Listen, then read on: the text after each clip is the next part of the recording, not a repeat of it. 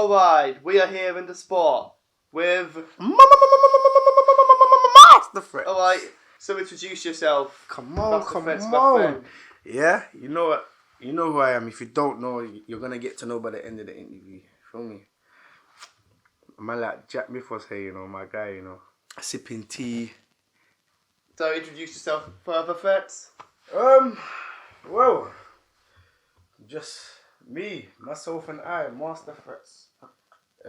You will never know my government. That's not me. I wouldn't even tell no my government, but yeah, man.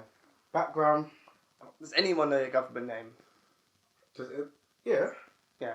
But mainly because they was nosy. You know, like they was nosy. They found out through like letters or you know, like then if we was in a certain place like jail or something.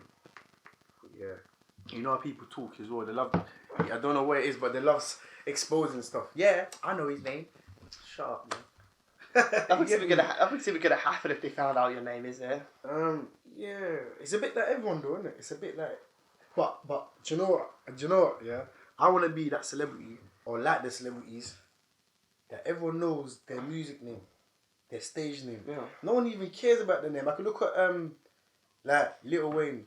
No one cares that his name's Dwayne or Wayne. Why isn't his rap name Lil Dwayne? Nah, it's apparently something to do with his real dad. He was named after his dad, innit? So his dad's not around, he took off the D, innit? That makes sense. Even like 50 Cent, Jay-Z, Eminem, no one cares about their names. I mean, but if someone could get that big and keep their real name a secret, actually look it up. Yeah. Especially in the internet age. Like, it must have been so, like, imagine if someone in the 80s wanted their identity to be a secret. It must be so much easier then than now, when it's everything's so online. And in lots of ways, that's a really good thing, because you know you can reach people you couldn't reach before. So, do you remember a time before the internet? Because I'm from the first generation where I have always known the internet.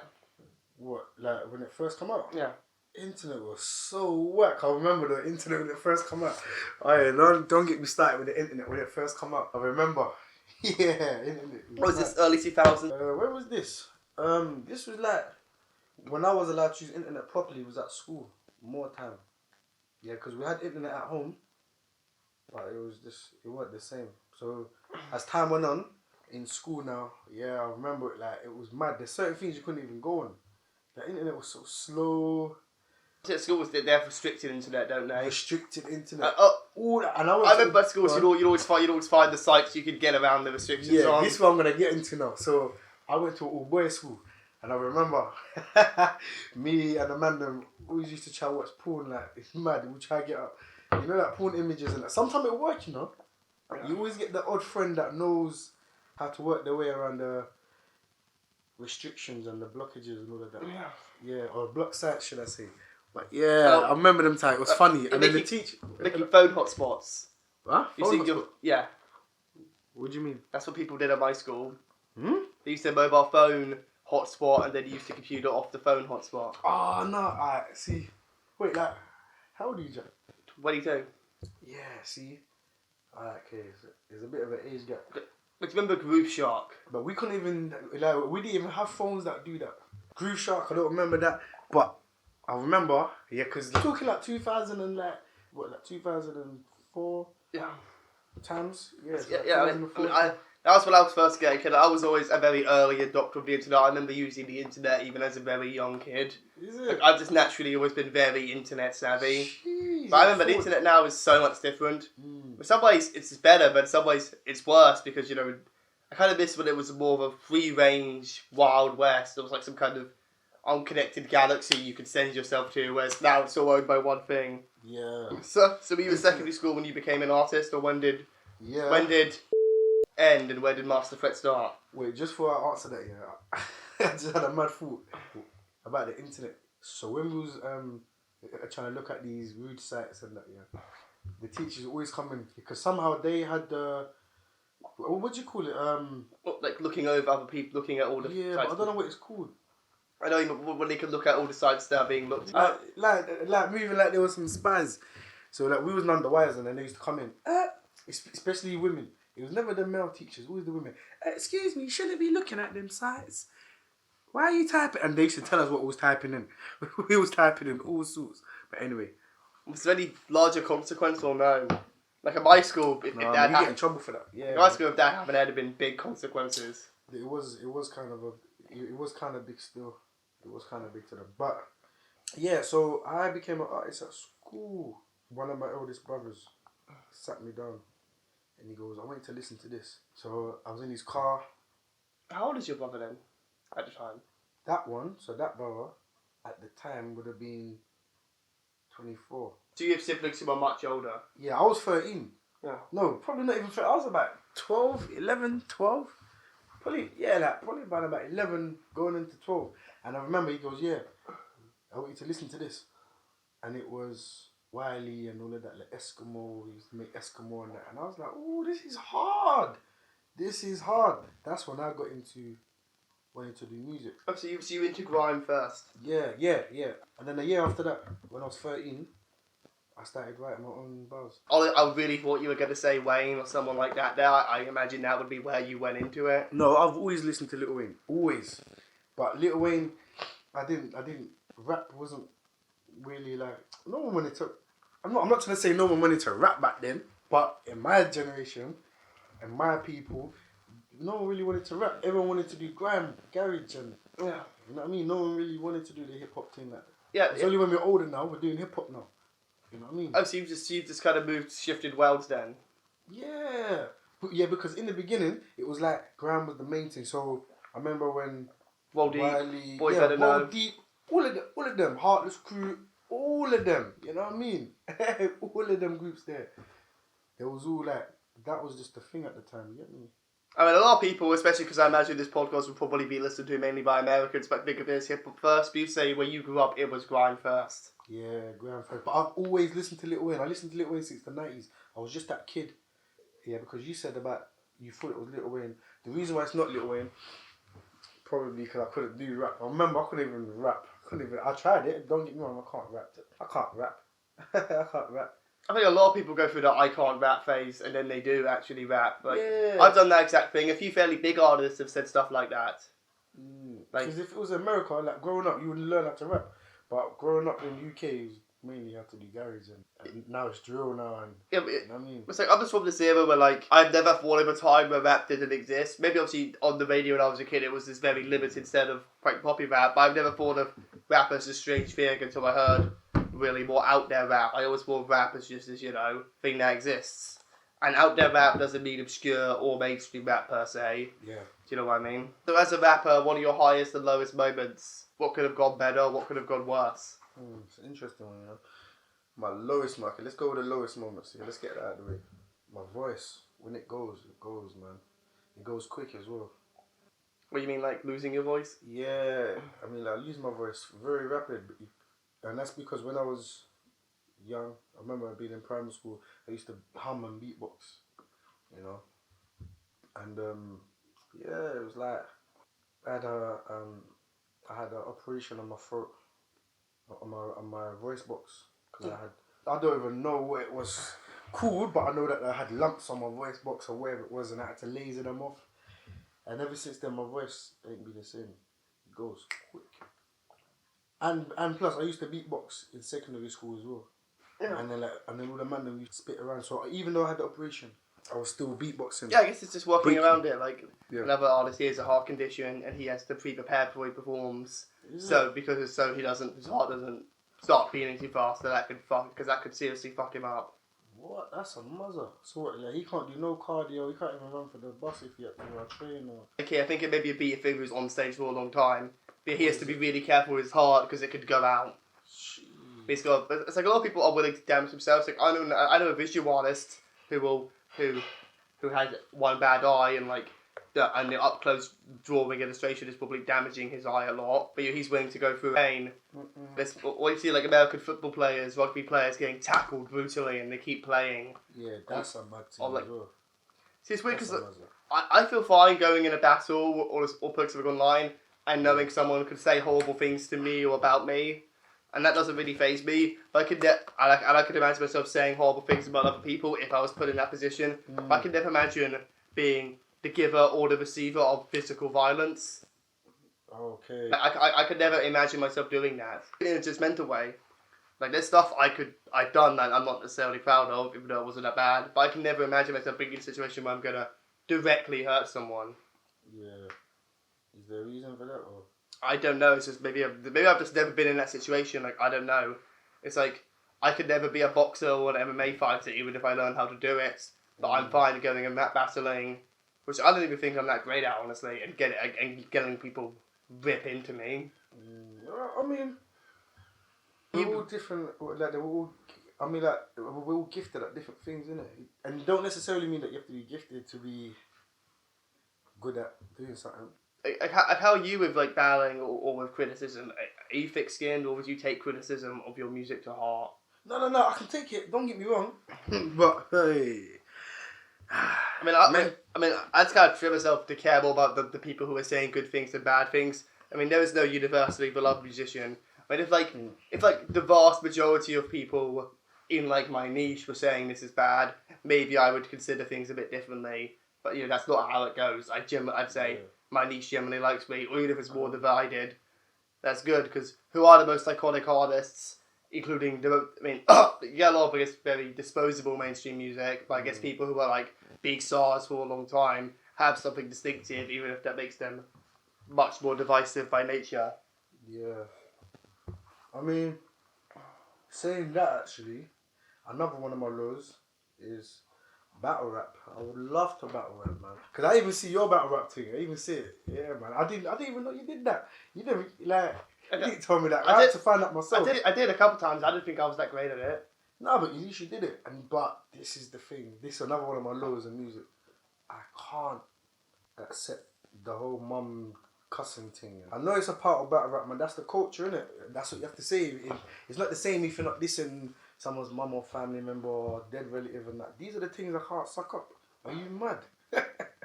It's a rap. From there, from when you just say face to face, no. Even though I think in the battle context they're not saying it to mean it to you, that you just couldn't have someone say that, and you couldn't say that to someone else. But I grew up in the era where you can't even say your mum. You can't even say your mum. The term, the phrase your mum. You can't even say that. It's a rap. I've seen man get opened up, smacked up for that. Madness. Some bad things that happen to people because they said your mum. I see man get rushed. Everything. So when you go out with that mind state, you think I'm gonna go into a battle rap and someone says your mum's this, that, and it's not even just your mum. They're just saying some stuff, probably not even true. Some of it may be true, some of it might not be true. Yeah, because you get them ones that probably might have studied you and find out your background. They'll say your mum or your dad, or or your dead relative. I'm like, what? No. It can never happen to me. No way. That's why I have never done battle rap. I can diss someone on a track. I've heard you do it. Yeah, I don't want to sound like a hypocrite, but I can defend myself on a track. But face to face, you want to say what? So you want to diss me face to face and think that things are gonna run smoothly? Never. No way. I just get so nerve-wracked straight up face to face with someone. Yeah. Like if you watch battles, you can tell the difference between the battles that are a joke and when it seems like the battlers sincerely don't like each other. Exactly, and then I'll be serious. The tension will be. All eyes will be on me because, you just know. You can look at most man, you can tell that, just this is mum. Oh, man, look at his face. Oh, is he gonna? You'll be getting that tension from the crowd while you're there, as well. Yeah. So what about highs? The highs in music. I'm good at English. Yeah. That's one of them. I'm good at English, man.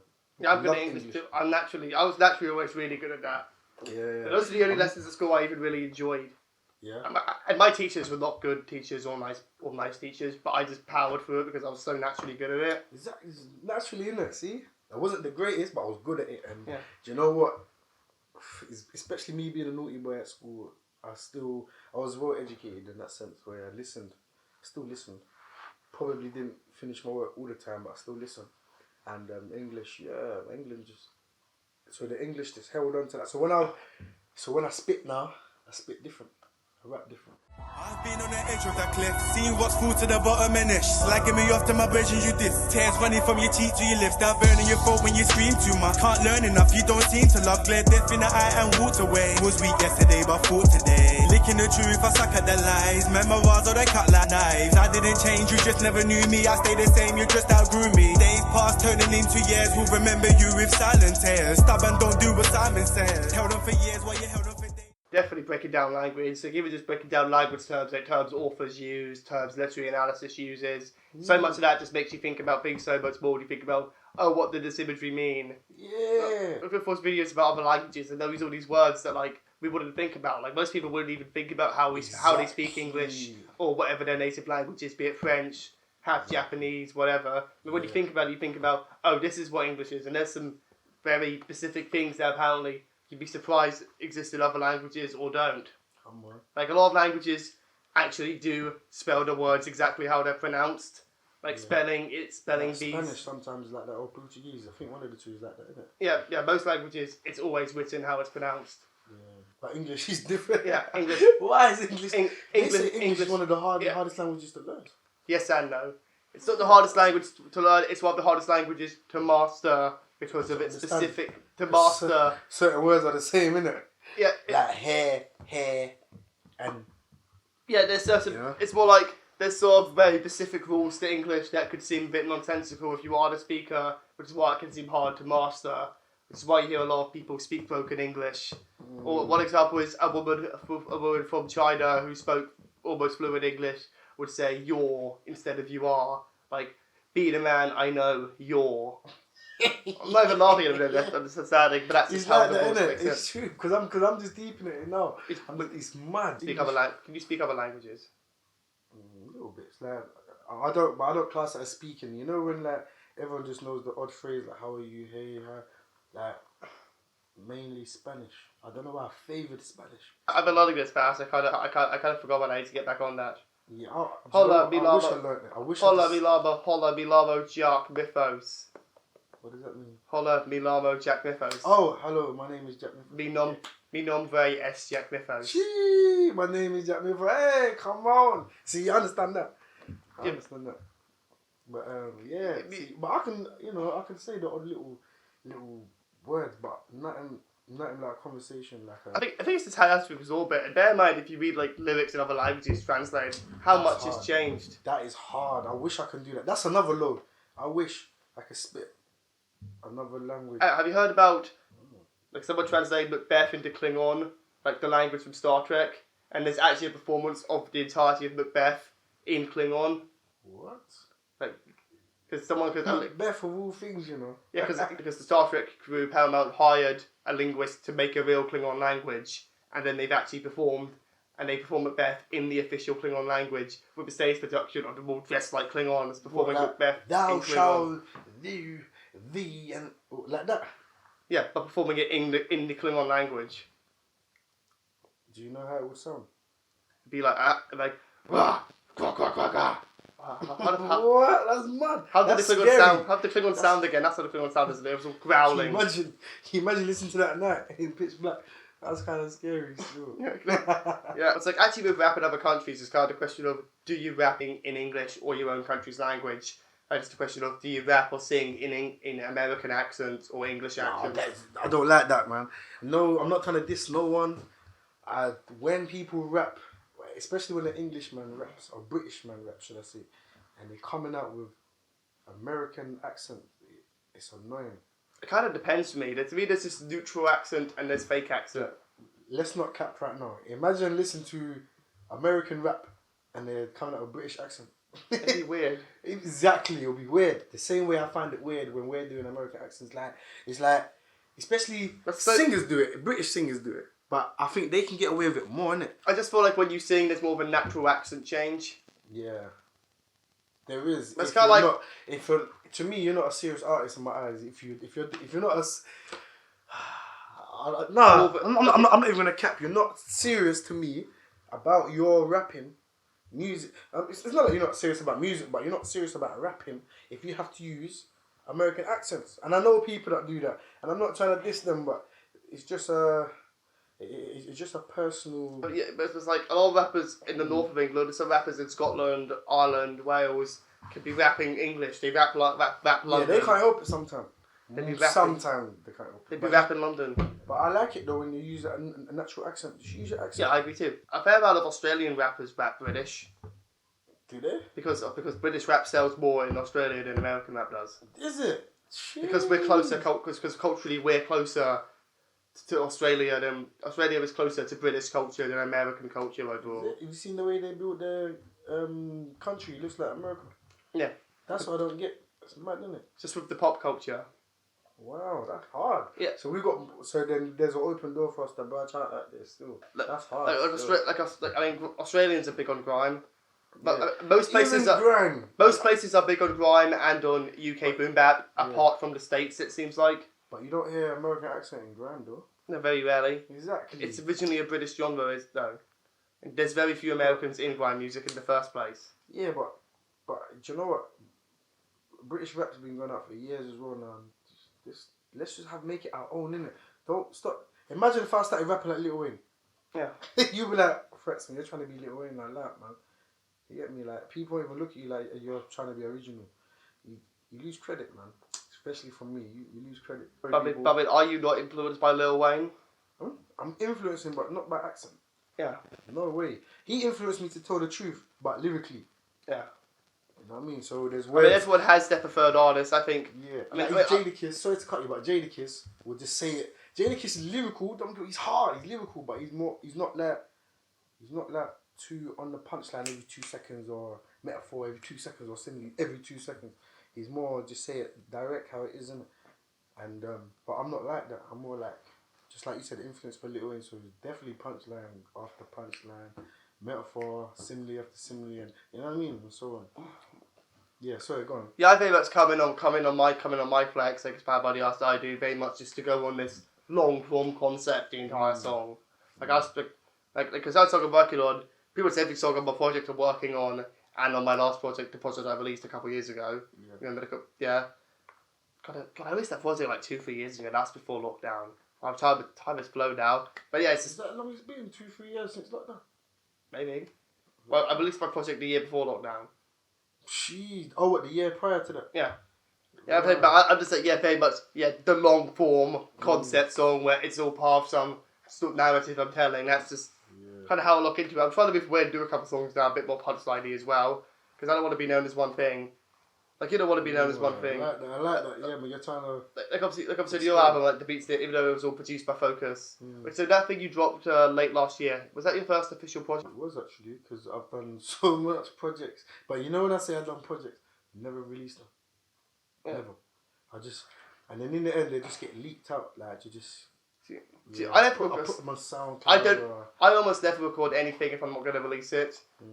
Sometimes I've recorded some stuff that's really personal and it's cathartic to record, but I don't want it online, and then I just leave it for myself. Otherwise, I wouldn't record it unless if I think this isn't really worth finishing, I just literally just leave it unless I decided like later on. Yeah, that's it. Like Pharoah Monch, he writes his rhymes like that. Sometimes he'll like just write a song and then go back to it 4 years later and finish it.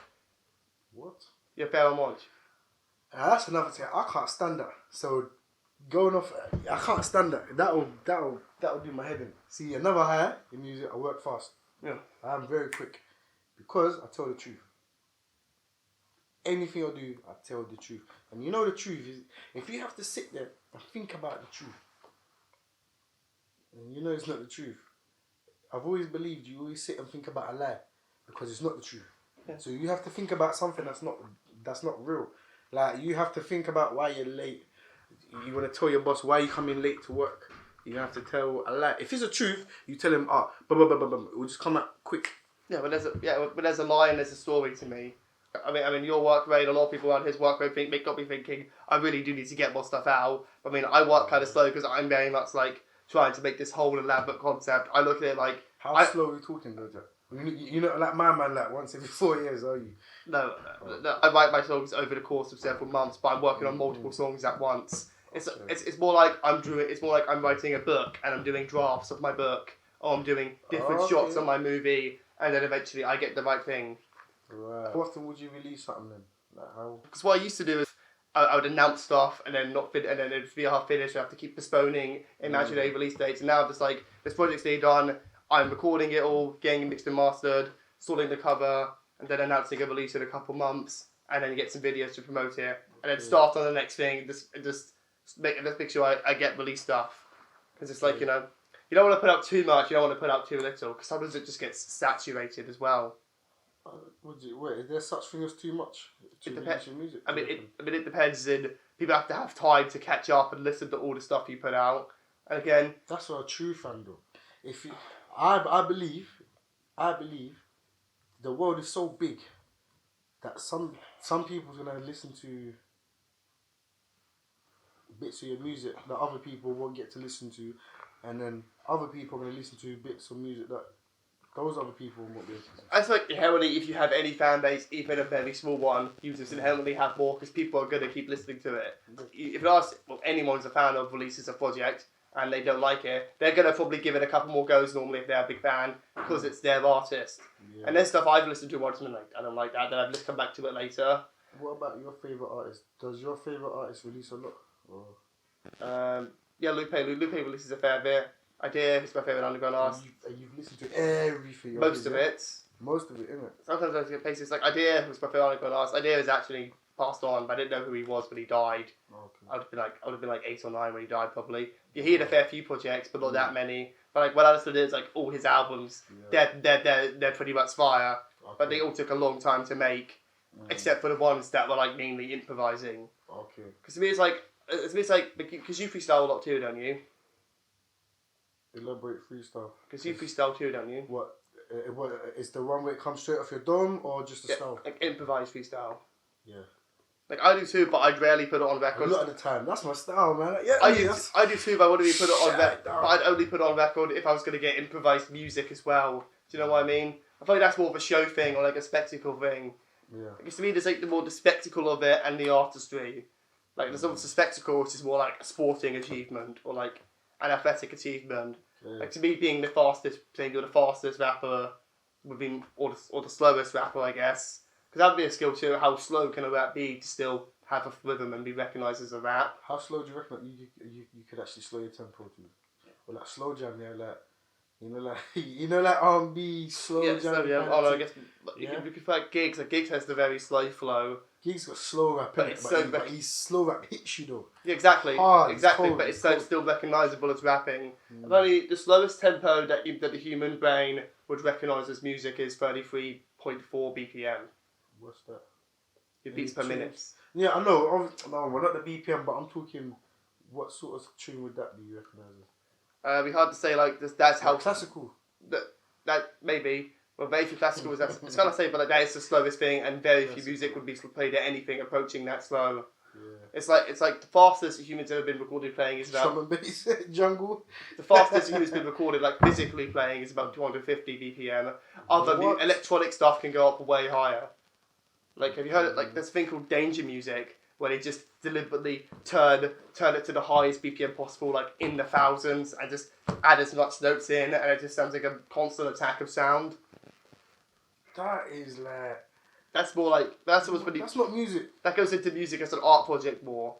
That goes into music? Why do they ruin the term music, man? I mean, there's music for like accomplishment. Like, for example, John Cage, who was a classical composer, or neoclassical composer in the 60s, 70s. I think, yeah, he would sometimes pause his orchestra and have 3 minutes of silence and claim that was part of the music. That's more like... nonsense is that? But that's a test... That's like if someone's passed away, you do a moment of silence for the minute. That's not music. Silence is not music. But like the silence is part of the music because there's music around it. In his head, probably. No, but he had an orchestra play the rest of it, then he commanded the orchestra to be silent. So there's music before and after it. What?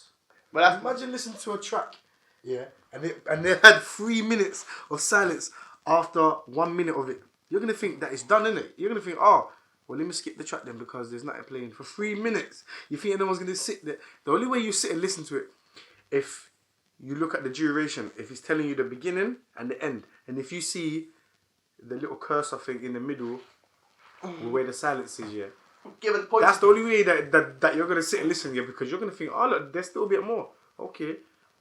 If you're not looking at that, you're skipping that track. Yeah, so that is to check, is to test what's the definition of music, not to listen to it. Like a lot of the danger music, it's more to test when does it stop being music.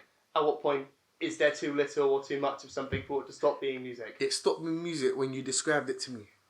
I didn't have to even hear it. When you said the highest BPM and they're just throwing it, that's, to me, that's no effort and it's just foolishness. It's just trash. That's when it wasn't music. What defines something as rapping to you then? Pardon? What's rapping to me? Yeah, what defines something as rapping technically? Do you think we could make a hard and fast definition? You know, drum and bass. Let me say drum and bass in jungle. That's still music. Yeah.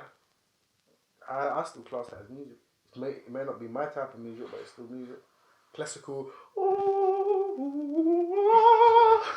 Don't even know what they're saying. It's still music. Because it's in Italian. Huh? Well, everything's in Italian. No, man, not all of that classical's in Most Italian. of it's not in English in the first place. That's why I can't understand. What, are you joking, man? Oh, my days. Jackson's educated, man, differently. I didn't even know that. That's hard. Yeah. That is hard. So back to, do you rap or do you rap in English or do you rap American? It's like a lot of opera is written in Italian, even when it's not written in an Italian-speaking country, because it's just expected for opera to be in Italian. You mean to tell me, just like the accent thing, a British person who does opera is going to be doing it. Okay, what's Susan Boyle, wasn't it? Susan Boyle did opera, like? Yeah. She's doing it in Italian. Yes, yeah, a fair amount of the time. Man. Again, you can't could rate that, man. Yeah. No, it's good. It's good. Yeah. I rate her. Sorry, yeah, so it was like someone we know who is a rock guitarist. He went to open for like a Scottish country singer, and like when he talked, he sounded like he was from Scotland, and he started doing his country singing in a full Texan accent. What the hell? What's wrong with their being original? Like, this is, I guess maybe because in country music, that whole idea would be to sound all. Because what about a lot of reggae artists, reggae style vocalists? A lot of them go full Jamaican, even when they're not. Well, I just don't like when they try to be, like, especially when they're doing reggae and they try to sound British. I don't like it. What? So you prefer when the reggae people try to sound Jamaican? I just prefer originality. Yeah. If you're from China, sound Chinese. If you're from Africa, sound African. If you're from Poland, sound Polish. You know what I mean? Don't start switching it. That's like, imagine this, yeah. Imagine your favourite superhero like Spider-Man and he's trying to be like Batman. Yeah. They're not going to rate it, innit? They're going to be like Spider-Man and stick to your webs, man. Sure. Yeah. Yeah. You know what I mean? Yeah, He's trying to copy them and it's not original. Yeah, I forgot his name, but there's a Swedish like reggae band, and because they live in Sweden, they do reggae about the cold and the snow instead of about the warmth. Because I guess that's what would make sense if you're in somewhere so cold. Yeah, see? Also, it's worth knowing, if you go to a lot of places like that, in a lot of Scandinavia, like a lot of heavy metal music is still a very mainstream genre, which it isn't anywhere else. Yeah. Even things like heavy metal. That's still music. Yeah. Because not every heavy metal is like that, you know. Yeah. There's a few heavy metal I can actually listen to. You get me? Yeah, I'm a fan of some heavy metal, not all. Yeah, I ain't got nothing on my playlist, but I can listen to them, you know. You know, like my guy Focus 41? Yeah. Yeah, that's my boy. I'm not trying to sound biased, but he does heavy metal. I can listen to that. His band's good. Tides of Fire, they're good. Yeah, hard. Tides of Fire are hard, man. He raps American. Yeah, man, I know, but I keep telling Focus not to do that, man. But then we laugh about it and we joke because he knows say I don't like that. He knows say I don't like it. But he's talented though. He's hard.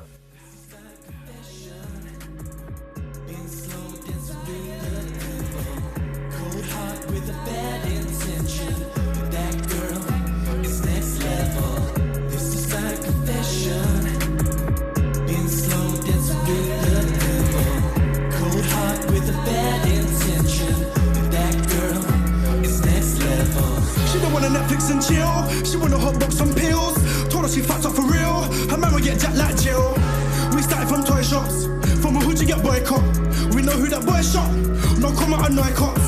Loyalty's delicate. We don't give a celibate. We're all about celibacy. Is that what you're jealous of? We hitting up your fruit bowl. We heard your melon is sweet. It's kind of like you can't really tell anyone what to do or what not to do. No, I'm not telling people what to do. Or like meeting Cheney. Cheney basically said to me, that he chooses to make his music sound as dissonant and abrasive and like uncomfortable as possible, because to him that's what sounds good. Yeah. And one that he wants his music to sound like it's. But his music you can still listen to. Yeah, because he wants it to sound like almost kind of like it's a bit out of its mind.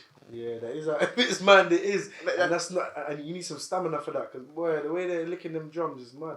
Like you need some good cardio for that. Yeah. It's like that guy that you was mentioning earlier. Like he's got to prepare his heart for. He couldn't do that. He'll probably flatline and just mash up. You get me? No offense to him. Yeah, definitely, man. So you've talked about this before. So what's your methodology for creating music? Oh, sometimes I'm so funny with it. I work fast and I get stuff done. Yeah. But in the midst of that, sometimes I've got like 4 bars sitting there. I've got a whole tune. I've written a whole tune sitting there. Like it's like my last project that you mentioned, the Crucible. Yeah. Yeah. So the Crucible, it's not even the majority. Yeah, like 50-50 was written. What 2015, and that got released last year. Oh wow! Exactly. So like, that's what I'm trying to say. I write bare tunes. Sometimes I don't even release them. I don't even know why I do that. I just probably because I didn't find the right beat at the time, or I wrote it to a beat and I just didn't. I was so busy because like especially my lifestyle is like up and down. I'm always on the go, always. Constantly on the go, and I'm always doing something, so I don't have time to record that. Sometimes I didn't even have a studio back then either, you know what I mean? So the tunes were just stacking up, and I released it. I still hold on to them, and I released them at a later date. And so while I'm doing that, I'm writing new music on top of that anyway. So you've got archives. Archives galore, and I've got so much new stuff galore. You're gonna be like Wayne then, where you just end up releasing that ridiculous work rate. I like to believe I'm the UK Little Wayne because he works hard, you know. And he's slowed down. He's slowed down a bit over the last few years, hasn't he? He slowed down what? He ain't slowed nothing down. A bit. Because you ain't be following him. Why do people do that? They don't follow him. Or it's not even just Little Wayne, but when people don't follow someone, they think they've slowed down. Nah, he ain't slowed down. He's a machine. Yeah. It's kind of hip hop is always media has flipped on Eminem the last few years. Gone from kind of very highly regarding him to now whenever I see anything about Eminem, it's taking the piss out of him. I follow him to a certain degree, and he's slowed down. Yeah, yes, a little bit. Yes, not comparing to how he used to be, but he's slowed down. But his lyricism hasn't slowed down. Woo! He's going crazy with it. He's still a beast. What Wayne? But no, Eminem. Yeah, but I only rate Eminem in battle raps more. It's when he's dissing someone. That's the true Eminem. He's kind of fell off when it comes to hip hop a bit. I think he don't rap like, I'm sorry, mama. I never meant to hurt you. I never meant to make you cry, but tonight I'm cleaning out my closet. He's not like that no more. Yeah. When he starts doing, I don't know what foolishness. He comes out bare foolishness. I think maybe now he's just between. It's like he's too old to be edgy and that kind of attitude. Yeah, he's actually an old man. In the music scene, how old is he? What, like nearly 50 now? Yeah. But when he tries to make grown-up music, it just sounds so silly. Yeah, that's it. The whole silly thing. I mean, I rate his wordplay, but I don't like the whole silly rap, man. That's not personally. I thought it was crazy. I mean, he's not the first person to do it, but he did take it to a higher level. Took it way out of context. I mean, to me, those are different questions. Who invented the style and who made it more successful? And both those people should be talked about. Like obviously, Chino XL. Who? Chino XL. No. He was one of the first people to rap like that. Like Redman. No. Redman. Oh yeah. Redman. Yeah, but Redman and Method Man and that. Yeah. Like Eminem is very clearly influenced by Redman. You reckon? Like what Eminem has said, he got his. He's just like the white version, isn't it? He got inspired by Redman to have that kind of kind of delivery. But that is a talent though. It's just an annoying talent. Yeah. Yeah, it's like listening to your little brother spit. You know, like your little sibling spitting or whatever. But yeah. So you listen to Wayne before you write your bars? Do I listen to him before I write my bars? Yeah. No, I don't. I really don't. I'll be listening to him anyway. It's not like I listen to him purposely before I write my bars. So let me just change that. So I do listen to him before I write my bars, but not intentionally. So I'll be playing him anyway. I'll just be listening to him on that day. And then So you just. I'll switch him off. I put one of Focus 41 beats on, and then I get writing. But sorry, I didn't write because I was listening to Lil Wayne. No. So you listen to like 95% of what you listen to at least is Lil Wayne. 100. Okay. Definitely 100%. So 95%, probably. I wouldn't say 95, man. Nah, that's a lie, man. That's just too high. 80, 19? Nah, 90%. Yeah. Lil Wayne. Yeah, wow. And he's got so many albums too. So many. I've listened to all of them. I haven't listened to all his mixtapes.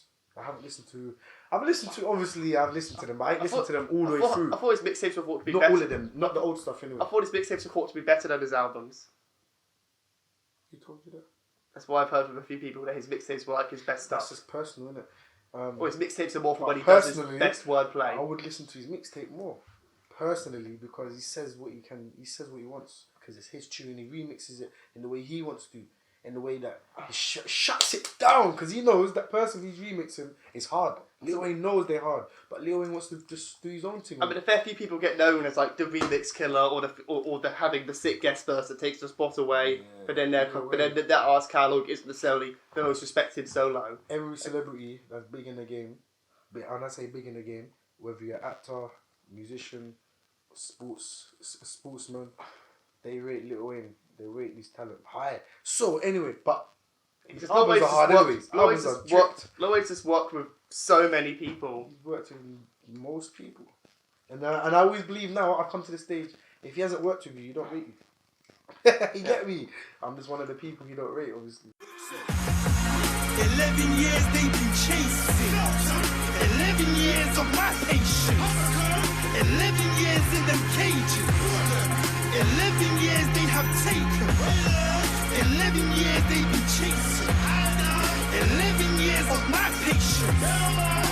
11 years in them cages. 11 years they have taken. Bagged on my first offense, it was a robbery. They handcuffed me, remanded me in custody. We're entering the prison, they start with a strip search. You don't comply, they will bend you up, you get hurt. They take your photo, your name and date of birth. Give you prison clothes, take away your worth. At 17 years old, locked away in Felton. Miss and love my family, just wish I told them. Have you ever interacted with Wayne in any way? Never. If this man mentioned my... No homo, I'm not going to sound like I'm on his dick like that. But if he mentioned my name, why? You'll never hear the end of it. You'll never hear the end of it. If you've never I don't even know what I'd do if I met the guy. Have you seen him perform? No, I've never seen him perform. You don't come UK no more. You don't need to. Did Lil Wayne ever come UK? Yeah, he did at one stage. It was back in the day, time ago. But he hasn't come since. I don't know why. Is Lil Wayne really known for his touring though? Yeah, man, they wear the tours a lot, man. I mean, I imagine he tours, but I mean, that's not what he's known for. Imagine in 2005, he said one of his tunes, he said, "You ain't done it, how's he say? You ain't done it if you ain't done it like I did in 5 states." Something like that. In the States, you know how big them states are. Yeah, man. In America. Yeah, 5 of them, he's toured, one after the other. Some American states are bigger than the UK. Exactly, and the man said he ain't done it. And that's counting Ireland as well. Exactly. Both the islands. Big state, exactly. And he's talking about 5 states, just 5 of them alone. That's back in 2005. But anyway, so yeah. A lot of people get a good. For some artists, especially people kind of maybe in the middle level of music, where they're not unknown, but they're not a household name either. Touring can be people's bread and butter a lot of the time. Like honestly, I don't think rap. I mean, I've been to good rap shows, but rap isn't. I don't think known that much for the live show culture. Be it hip hop or grime, trap, art rap, anything else. I mean, I've been to most of the hip hop shows I've been to are really good. Like, I'd highly recommend people go to UK hip hop shows because they're fun. But rap as a whole isn't really known as a live show focused genre compared to like jazz, reggae, or like in rock music. Yeah. It's like you go to reggae, like you go for the sound system and stuff. Or jazz, you go for the jamming. Or you go to rock bell shows, you go to rock out, and that's a big part of it. Yeah. So people can make a living just touring. But there is actually some. I mean, like there is some rap concerts out there that. That concerts are awesome, but I'm saying we don't look at it as a live genre culture in the way with like rock or jazz. A lot of it's about it's not as strong, is it? It's not as strong. Or it's like people kind of make a whole living of just touring. Like the Grateful Dead, the rock jazz group. They made a living just touring like 7-8 months a year for like 20, 30 years, every night. But then again, can we really question that? Because some people are early in their career in the acting, so. Yeah. Yeah, When it's 20 years coming past or 15 years, we can then comment on it. Yeah. See if you have in it. No? Like, yeah, that's how it works. That's what a lot of people's bread and butter is. Yeah. I mean, touring is because like when the COVID happened, the lockdown and that mad thing, people were selling their masters and getting some visa. As far as what I heard. So selling your masters is generally I wouldn't say is a good idea. I don't even understand it as much, but from what I'm hearing, that's what they was doing so they can keep themselves relevant and keep their money. Well, didn't Lil Wayne sell his masters? Yeah, you don't need to though. You know this brother, don't need to, man. People like Lil Wayne, P Diddy, Birdman, 50, Jay-Z, they don't need to sell nothing, you know. But again, he's just sitting on it for the rest of his life. He's just sitting on it for the rest. I'm not trying to say they can't go broke and bankrupt you because they can, but these times they're not gonna. It will take about 30 pandemics just before them men start touching broke. You get me? Yeah. But yeah, man. Okay, so what do you do outside of rapping? Well, I do a lot, man. I provide for my kids. That's the main priority. I provide for my kids. The difference between, I think, whether artists, creative people are full-time or not, a lot of the time it can be if you have kids or not. That can be the difference whether you're a full-time artist or you're doing a day job. It could be if you have kids or you have a full-time artist. My kids are not full-time. He's mad because my kids listen to everything I'm doing. So if they're sitting watching TV like Peppa Pig or whatever they're watching, or they're Marvel and that, I mute their program, you know, and I start sleeping. Wow. Yeah, because I'm not trying to disrespect my kids, but they hear a lot of daddy's music, man. Yeah. They do, because I'm full time with it. I'm not like, I've got kids, so I can't do it today. You dumb. Hey, listen, my kids, I've done it like this here, because I've got the studio set up at my house, and that's just for my personal use, you know what I mean? Because for like personal reasons, that's for my personal use. So, if they're watching TV or film, whatever, I mute the TV, and I tell them, look, Dad's going to do some music now, okay? And I make sure that they're calm with their tablets or whatever, their phones and that. And I get up in there, I get in the living room and I record. They got TV in their room anyway, but if they're in the living room with man, I'm recording. It's mad. But yeah, that's what I do. I don't mean that you're not a full-time artist, but I mean employed as a full-time artist. I think the difference can be whether people have children or not. So it depends. Because what provides for one person or provides for two adults and what provides for children is. It depends, innit, what they're doing. It depends what that person's doing. I got my organic juices that I ventured into. I did have my Dusty to Sparkle. That was a cleaning company. But that went downhill because of COVID. I was a little business anyway, man. It's like getting hit by the tsunami. It washed me out from. So I'll come up with something else that's more relevant, like my organic juice. Where can we buy your juice? I'm going to put it online soon. But mainly it's just a word of mouth at the moment. Yeah. Just local word of mouth, yeah. Yeah. I'm going online. Small steps, you know? Yeah. So what media are you currently consuming? Whoa, I'm trying to consume as much as I can, everything. Not everything, actually. Some of them I can't stand. I can't stand certain medias, man. Social medias, man. By media, I mean more like film, music, TV, gaming. Oh, okay. Or any factual documentaries or factual books. It used to be music, you know, but now it's films, like. So it used to be documentaries as well. It used to be like that. I grew up in a household. I'm still in this household. That was more like film, TV over music. I don't really have a lot of childhood memories about music. Most of my childhood memories, they're more film, television. That's just what my mum and dad are into. Okay. Yeah. See. Yeah, I'm the opposite though. More film. So I used to rinse documentaries so much. I don't even watch documentaries no more. I watch film documentaries now, where it's like, you know, like Narcos and things like that. Yeah. Yeah, I watch them kind of things. Docudramas. Yeah. They are hard. Do you like the state? Do you like things like Blair Witch Project? Nah, that's never caught my attention.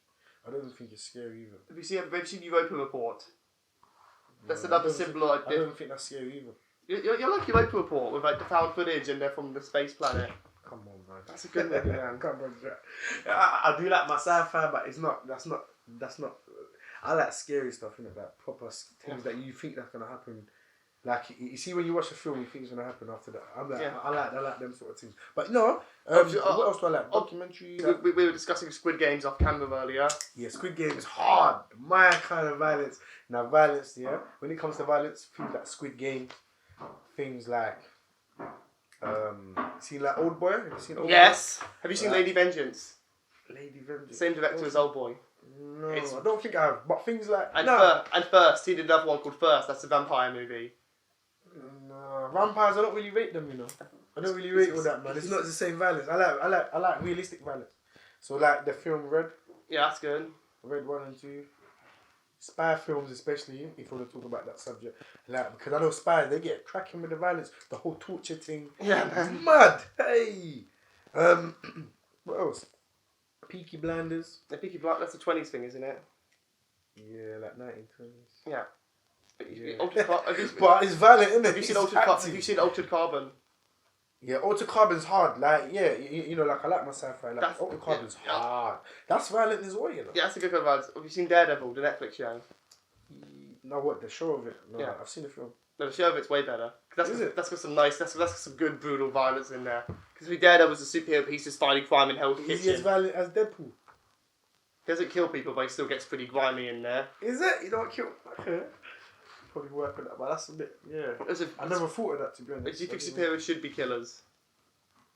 Well, Deadpool's a madman. I like Deadpool because he's a killer. Oh, yeah, Wolverine's a killer. Ooh, they're all killers, Do you man. They all remember- whack up each other I and mean, do you remember, save the day. They all kill someone. To do you save remember the day. X-Men cartoon, whenever Wolverine took his claws out and the camera cut away? Did you watch the X-Men cartoon? Yeah, but I watched it as like I was a youth, man. I watched it as a kid. It was gruesome. Chopping up people at that age. Yeah, You know, but- something happened at that age. You don't really clock until you see it as an adult. You're like, wow, was I really watching that at that age? But I remember obviously watching Marvel and that Yeah. from like a kid. Dragon Ball Z and that. Yeah, Come Dragon on. Ball Z. Come on, I'm the original when it comes to that. Nickelodeon Cartoon Network. All that. But Yu Yu Hakusho. who? Yu Yu Hakusho. That's another thing like Dragon Ball. Was it like an anime thing? Yeah. No, I wasn't really big on it anime. What I'm not really big on it now. What either. about Akira? But I know that it's violent though. What about Akira? I know that is, but I wasn't big on that. Yeah.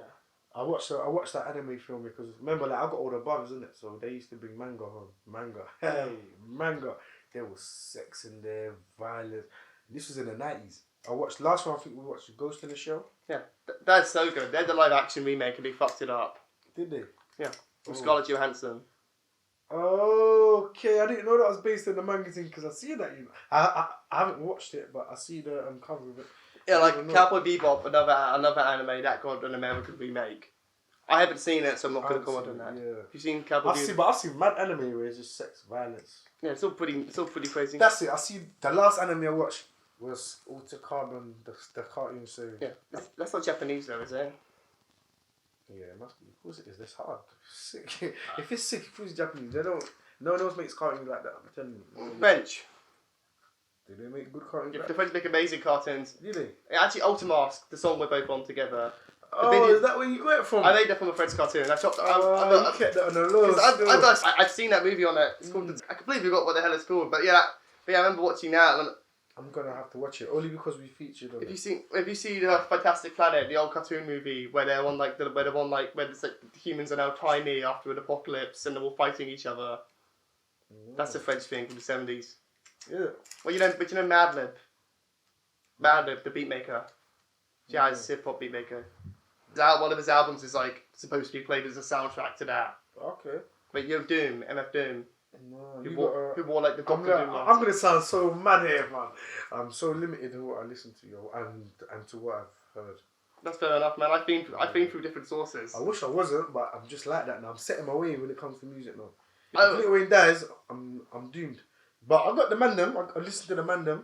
I listen to my guys like you got. Yeah, you know, like all the cool music. Yeah, I was trying to push myself out of the zone. Like sometimes I'll be in the zone where like, you know what, I've just listened to rap for 3 months. I need to listen to something else. Or okay, you know what, I've listened to like rock for like a week straight. I need to play something else. But I think it all kind of ties back in because it's like I try not to copy anyone, but I definitely influenced by other people in a kind of abstract, like roundabout way. I remember when you were telling me that you influenced me by quite a few still. I've said this that when I first started putting out music, I feel like I was very derivative, but I was being derivative of this kind of small underground niche. So people just thought I was being creative, but like no, I'm just copying these people you haven't heard of. I think for a time I definitely just wanted to make music that was in the vein of American underground alternative hip hop, the kind of sad boom bap with poetic lyrics. I still kind of do that, but I'm not as obsessed with just specifically riding that aesthetic. Okay. Like when I was like 15, all I wanted was to make music that would be played next to those artists. Is it? Yeah, but yeah, now I'm more diverse over it. Okay, that's interesting. It's like I have ideas for songs I've never made because I have other songs to finish making, but I know in my head, oh yeah, I've got this idea. Like I've got ideas for like a superhero type thing, but I don't want to do that in a printed page to get a comic or a show because it's got to be proper visual. Proper thing, isn't it? And it needs to be a good superhero show set in England because like it goes on to how limited Americans' perception are because like a lot of Americans, it's just never occurred to them that other countries have rap music. I remember saying to them like, so you all listen to rock and like, you know, electronic music from other countries, but you just have never even typed in or thought that there's rap in other countries. I don't think they rate us as much. I think it's just lack of exposure. Maybe they see it as a limited thing. Like a lot of Americans only know grime, and grime is cool. But I think it's a bit like they talk about like it's only that. Yeah, because that's our thing, grime. So they probably acknowledge that more, that we pushed it out there a lot. It was like, you know, but they did. But that Drake's featuring with loads of men, and you know, Meek Mill's featuring with PK. What about like the really early British rap, like the Britcore? You know, the early '90s British hip hop. Yeah, what about? Like, because that's was unknown. Like, really I know that they really become known internationally till like, at least in the States till later. But I mean, people forgot that all happened like in the early '90s. That there was the whole British kind of noisy rap. British hip back in the night hard, but we just wasn't really. I just think it's sad that people kind of forget about that sometimes because it didn't sell in America, but it's sold in a lot of places. Like in Germany. Like in Germany, they were mad on like the early 90s British rap. The early 2000s is what people will remember and rate more.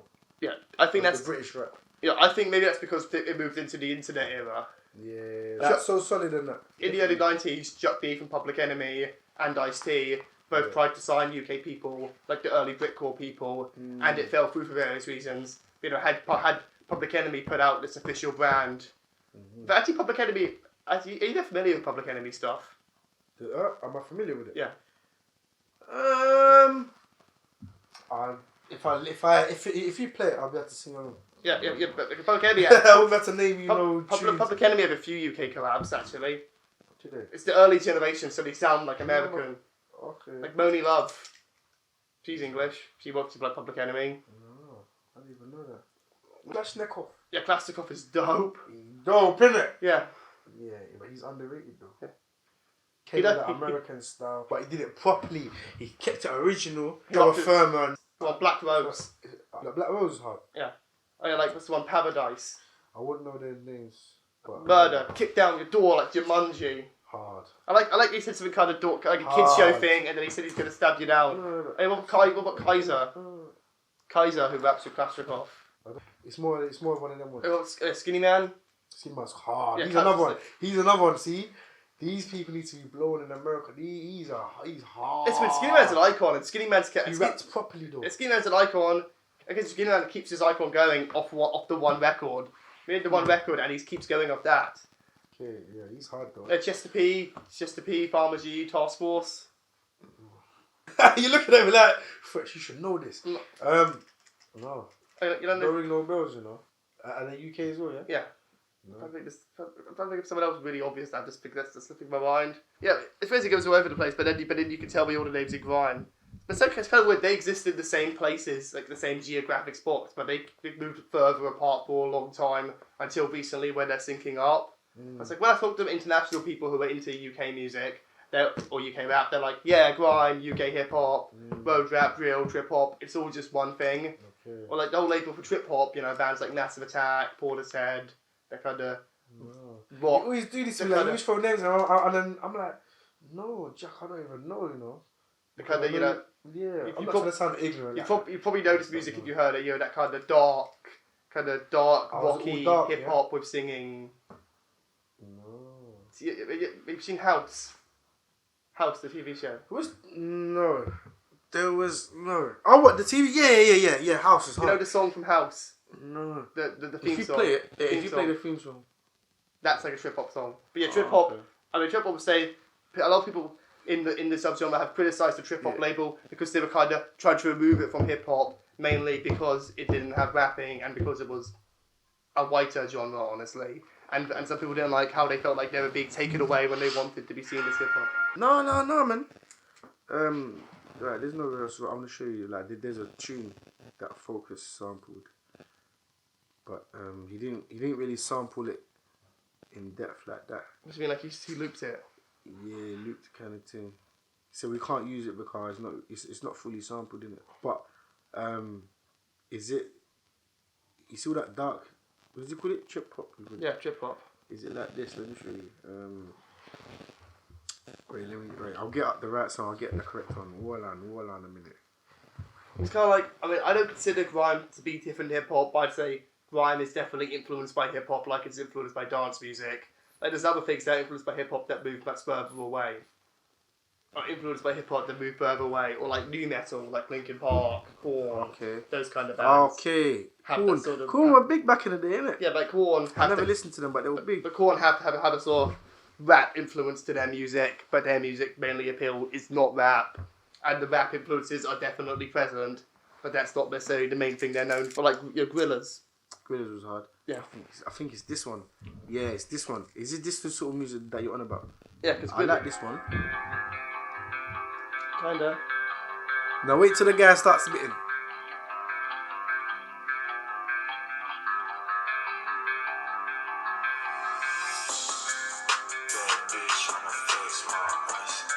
Kinda, but not really.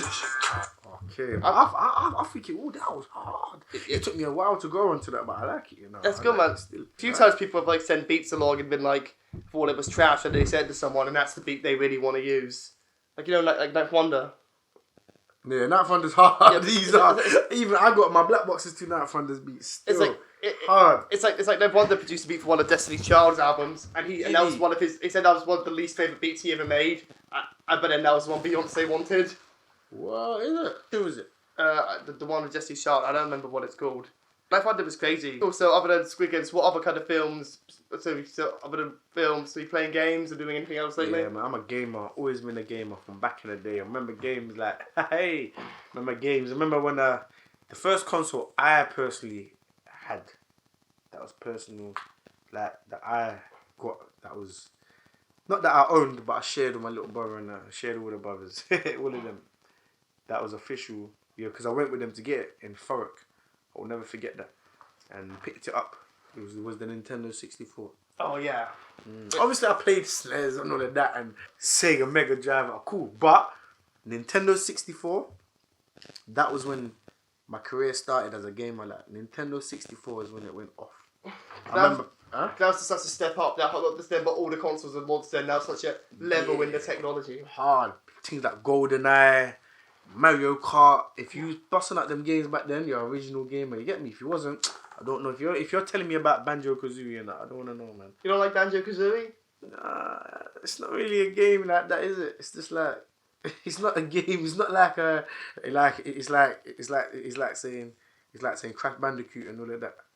They were games, but they weren't proper games. Like, for example, you had Metal Gear Solid, yeah? Yeah, Metal Solid. Them type of games. Driver. Do you remember Driver on the PlayStation? Yeah. Yeah, you had all them sort of games, you know? You playing Mass Effect?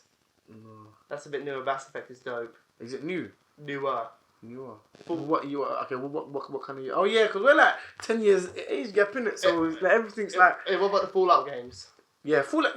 Exactly, that's a game. When you're talking that's about, a imagine I game. come to you saying, "Yeah, look, come, let's play flipping Crash Bandicoot." I know it's a childhood game, but it's not a game that you're gonna say that it's. I'll like Mario 64. Better than that. It's better than that. 64 is great. It's hard. It's almost Zelda. It's almost like why do they still go back to the classic formula? Even though they redo the graphics, why do they basically still make Mario and Sonic games? Exactly, that are because the it's same hard. as the originals? Where's Crash Bandicoot now? Where's Banjo-Kazooie now? They're not. Crash Bandicoot. I thought Crash Bandicoot is just a legend. I thought he was getting a revival. Like they got Jack and Dexter and Ratchet and Clank. They're back now. Yeah. I heard it. Rayman. Even Rayman. I class Rayman as a game. Remember the Rayman Game Boy Advance one? Yeah, That was the one I had. That was bad. That You was could like, hard. you could like float around. You could like raffle around. You with the floating Game Boy hand. Advance. That I've was had all the that- consoles, you know. I've had all the consoles, you know. But not it's not personal that I've bought. Speaking of Game Boy Advance was just such a level concept. I remember the Rayman game. I remember playing it on like an air, on like an Rayman's airplane. hard, once. isn't it? Rayman's hard. Who would you rate more? Crash Bandicoot or Rayman? Probably Rayman. I never owned the Crash Bandicoot games. I only played them with friends. Gameplay, Rayman. But I think there's a lot more to do in Crash Bandicoot. Yeah, but like, that game pisses me off, man. They had the cool villain though. They had the evil head guy. Yeah. He was a boss. Hard. Speaking of bosses, Zelda. Yeah. My number one game. Zelda. Yeah. Hard. Well, yeah, we played the Star Wars game. That's the Old Republic. I used to play Star Wars back in the 90s. We played I used to play South Park, Star Wars, all of them. We played That's the Old Republic. No. The 2000s Is that- one. No. What? 2000? Yeah, the early 2000s one. No. Probably. I probably might have done actually. Where you like Jedi in the old times and you crash landed on the planet. I might have done. And you would Sith and you would Sith where you lost your memory and you could become a light side or the dark side. Maybe. I remember playing it in the 90s though. What about, like, early 2000? No. Yeah, Wrong, man. come on, yeah, cool. We got a bit more to go through on this, man. Yeah, come. I'm ready. Come, let's go for it. So basically, yeah. Yeah. So games wise, so let me show you all the console that I've played on. Obviously, Sega Mega Drive, SNES, Nintendo 64, and then GameCube, PlayStation, all the PlayStations. What else? I've played on Xbox, all the Xboxes.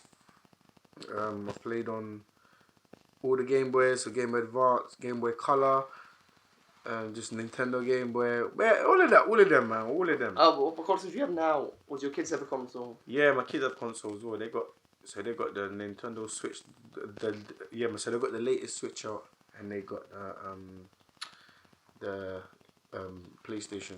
Not PlayStation 1. They got I got my got PS4. the, I don't have a PS5 yet. No, see, they got the PS4 as well. I I ain't buying them no PS5 yet. I got mad. I got Outer So they can Worlds. mash it up. I got Outer Worlds style. That's been out for a couple of years. I've been going through that lately. Okay. I want to dope. He plays like it's the same creators as Fallout and Elder Scrolls. What, you got Fallout? I have on my PC. Jeez, the PC must be crazy hard. Yeah. What is it? The latest one, yeah? The Latest Fallout hard. Have you seen it? Fallout 4. The 76. Or am I thinking of Far Cry? The Fallout's after the apocalypse. Are you thinking of Far Cry? What about Witcher? No, I think it is Fallout. I'm thinking of it because it's to do with like some mad propaganda in the. It's hard. It looks hard. Like that. I see the trailer. Crazy. Go on. Sorry. Yeah. Go on. I'm ready. Yeah, cool. So, basically, Fretz, what other music are you working on? Are you working on any music? Is anything coming to drop soon? Oh my gosh. I've worked on 3 EPs within the end of last year. I worked on 3 EPs. I'm not even playing. I mean, I can give you some little samples now. I mean, yeah, 3 EPs. Real split. Like, it's mad. And I've worked so hard, but I haven't got down to recording them yet because my voice keeps going. So I'll go out with the mandem and my voice will go. You know what I mean? So I think that's a downfall, man. If I stop going out, I'll be able to just bang them out, man. You know what I mean? Do like 6 tunes a day or whatever, man. But it's hard. It's easier said than done sometimes, isn't it? Like, a lot of people thought the lockdown would be a good time to be creative, and it really wasn't. Yeah, because no one was thinking, no one had any inspiration. No one was like active in it. That's funny. Yeah, a lot of people thought sound good. You get me? Yeah, so, yeah. Cool. So I'm working on bare music though, Jack. I'm always working on. Are there any rough release dates? No, I don't do that. Yeah, me neither. God, I learned my lesson about that. Don't do that. I'm not putting release date or tied up to my project till it's done, and the project is thankfully fairly close to done. So where can we find your stuff, man? On all social media platforms, all of them, whether it's SoundCloud, YouTube, Deezer, Spotify, So TikTok, ADED everything. is ADED still your company name? Yeah, ADED is my it's a conglomerate thing, but if I want to keep it on music, yeah, that's my label, All the Everyday Records. So who else is on there, or is it just you right now? No, it's not. It's not just me. There's a couple of artists on there. So obviously no Focus 41's on there, Manic. I've got my guy, I've got my guy JC Bernard. I've got Diamond on there. I call her Diamond. You know what I mean? everyone might know her as what do people might know her as? D. Yeah, but what did she call herself on social media? What? D Diamond, but I call her Diamond. So if I forgot anyone, it's all love. It's not that I forgot you. We're just moving on. Other than music, you do visual arts as well, don't you? Or have you? What do you mean visual arts? What, like drawing? Yeah, I used to do that, didn't you too? Yeah, it's not that. Yeah, I mean, yeah, I'll say used to because I do. Drawing is my first talent. It's not even music. Drawing is where I can draw, and because I know I can do it, it's a gift, natural gift. That's probably one reason why I don't do it. I take it for granted. So I do it to music. If I stop music now, I'll probably seize up. You know, like you're rusty. Like, but if I stop art, like I have stopped art, I'm not rusty. I've had loads of people ask me, yeah, man, don't judge me for this, but I've had loads of people that say to me, yo, Fretz, yeah, like then I've got a picture of my family, yeah, draw it for me and I'll pay you this, I'll pay you that. But I'm so hooked up in my music. You know, like that, I'm just caught up in my music. It's money as well, you know. That's the passion I got for music. Yeah, I went to Canterbury College. I did my, what was I working on there? My diploma level 3 there. Yeah. How long ago was this? Because you've 2009. You've been back and forth this area a few times, haven't you? Yeah, back and forth. If I told you everything, you lot would be like, what the hell is this guy on? Right, so 2009 is when I attempted that. Yeah. So the art side of things. Yeah, I never went to art college though. I've been to art museums like Tate Modern and that. Jeez, come on. Been to the Beanie and the Beanie one in Canterbury. No. That's good. No, see. Yeah, what do you think about the Turner since it's in Margate? I've never been that one either. Never been to the Turner? No. It's about like a couple of manners taking me certain places. Was you with us? I don't know if you was with us, Jack. I mean, we went to some weird warehouse in Margate, man. Like it's got like abstracts. It's very abstract art. Is that where we filmed the video with Rudy? Yeah, that too. What happened to that video, man? Where's that? That's quite arty to me, you know. What happened to that video? That video's gone now. No, it's still online. It's not. But the Love Me challenge. What do? Yeah, that's still online, isn't it? That's still on YouTube. Is it? I didn't see it before. I forgot what it's called. Oh, old school OGs or something. Old school, something like that. Are you still working with Rudy Paul? Yeah, man, we got a new tune coming out. But we got a couple actually. We got a couple. Oh man, still, that's gonna be dope. Because I don't like to just do the one tune with someone. If I'm working with someone, I like to do a couple. If you're good, if I don't rate you, we're just doing one tune. And now to everyone who's just done one tune with me, that's not this. Maybe I went to jail and I just, you know, maybe I went to jail. It just didn't happen, innit? But that doesn't mean that you was dead. But 9 times out of 10, if we're doing the one tune and I haven't gone to jail, yeah, I didn't. Yeah. I wasn't feeling you. You get me? Yeah, we've been on the record before. We'll hopefully be on the record again soon. We both got stuff to go through. Wait, I'm gonna tell you guys about me and Jack. We talk enough about getting music done, and we're gonna. Yeah, it will happen. Yeah, because he's got a few things lined up that he wants to do with me, and there's a tune. I still got the tune lined up that I want to do with Jack. Thing, man, because I'll tell people to listen, man. Ultimask, which the song Fretz appeared on. See, he wasn't even supposed to be on that song. I remember me and Nifty were up in Andre Megabyte studio, which is, I think, and Andre's relocated now, and we were recording it, and we had John Digger, my friend in London's verse, and we had Dan the second thing, and Fretz came up. Neither of us had met him before. That was your first time meeting either of those people, right? Yeah. And Fretz was just like, I want to hop on this, and we just laid it down. And I don't know, it was all quite crazy hearing it back, because you're not used to hearing my tracks come out with, you know, come out with what was your opener? What? Said leave me be, then got stuck in my face. I can't remember the lyrics. I can't remember. I can't remember the lyrics. I write so much. The N-word next to me got a gun on his waist. Oh, so my nigga next to me got a gun in his waist. Give me my pee. Yeah, you better give me your pee or put. I can't remember what I said after that. I don't remember my bars either, fam. Yeah, but the nigga next to me got a gun in his waist. Got me looking to please. Ain't seen none of these days. Something got me looking for peas. Ain't seen one of those days. Peas and we run in your place. place. You better run me my peas or we run in your place. Something like that. Something like that. Something like that. I won't lie. Can you remember more Lil Wayne bars? Yes, I have my own bars, 100. It's funny that I can. If you ever listen to music and then sit there and wait till one lyric comes on, and just sit there the whole song, amping yourself up for this one bar. No. I heard this one on a hip hop track once, and the dude said, maybe this is instrumental hip hop, and I don't know when to shut up. Oh wait, is that what he said? Yeah. No, I mean that's not the way. That's the bar I thought of. No, that's the bar I heard. Yeah, saying that. Yeah, you see that bar that you heard and that you wait for it. Yeah. Yeah. If I'm showing someone Lil Wayne, that's when I wait for a bar. So like then I could be playing you Lil Wayne now, and then when it comes to all of it's hype anyway, but when it comes to a certain bit that gets me gas, I'll start jumping around you. I'm like, yeah, and I start spitting the bar. You know, that's the only time I wait for the bar. But anyway, swiftly moving on. I feel bad. So basically, do you write your songs all the way through? Yeah.